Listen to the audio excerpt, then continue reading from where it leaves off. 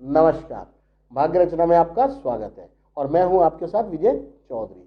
दोस्तों, आज हम बात करेंगे घर के मुख्य द्वार की, यानी कि मेन गेट की।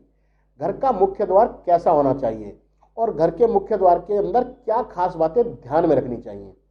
दोस्तों, वास्तु के अनुसार जिस प्रकार से ज्योतिष में कुंडली के अंदर सूर्य का बहुत महत्व होता है, यानी कि सूर्य कुंडली का बहुत महत्वपूर्ण है, उसी प्रकार से घर का मुख्य द्वार घर में बहुत अहम भूमिका निभाता है। घर का मुख्य द्वार ही ऐसा है जिसमें से हम लोगों का आना जाना होता है।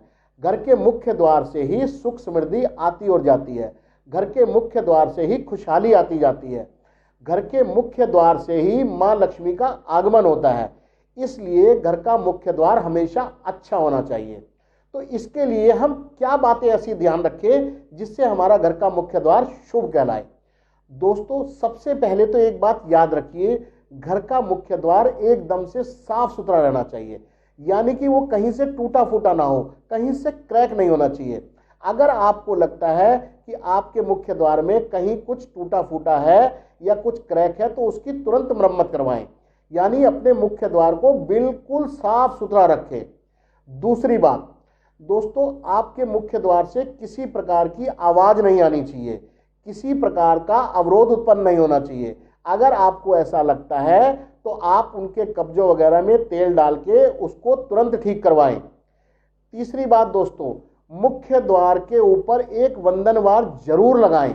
आपने देखा होगा पुराने समय में जब भी कोई शुभ कार्य होता था तो लोग अपने घर पे आम के वृक्ष के पत्तों का वंदनवार या अशोक वृक्ष के पत्तों का वंदनवार जरूर लगाते थे।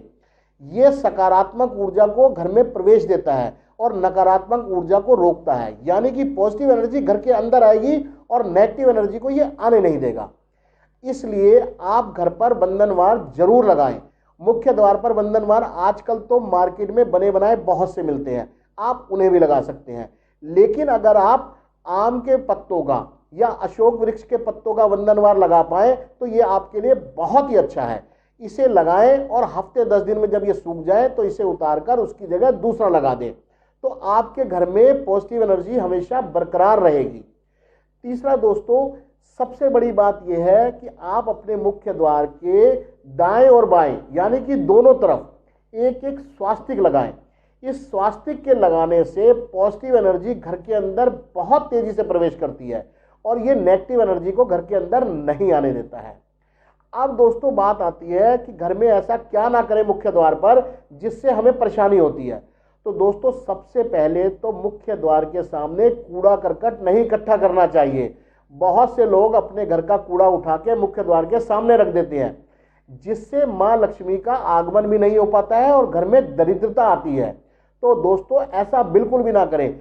घर का कूड़ा करकट जो भी है उसको आप बाहर दूसरी जगह ला के रखें, अपने घर के मुख्य द्वार के सामने बिल्कुल भी ना रखें। और दोस्तों, मुख्य द्वार के सामने जूते चप्पल उतारकर घर में प्रवेश नहीं करना चाहिए।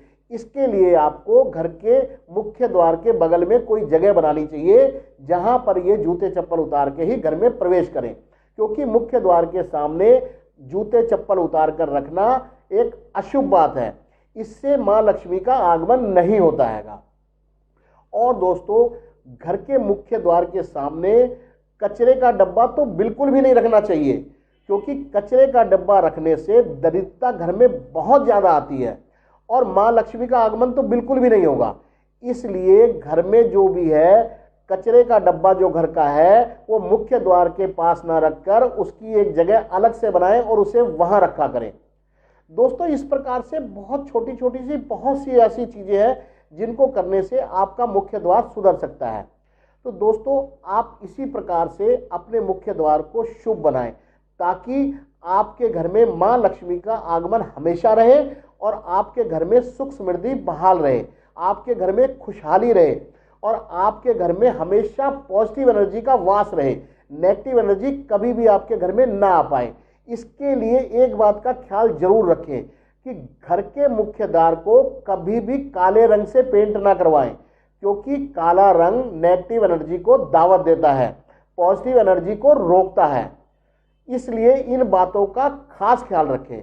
तो दोस्तों आज इसी के साथ अपनी वाणी को विश्राम देता हूं। आने वाले विषय पे आने वाले समय में आपको एक नए विषय के बारे में बतलाऊंगा। तब तक के लिए आपसे आज्ञा चाहता हूं।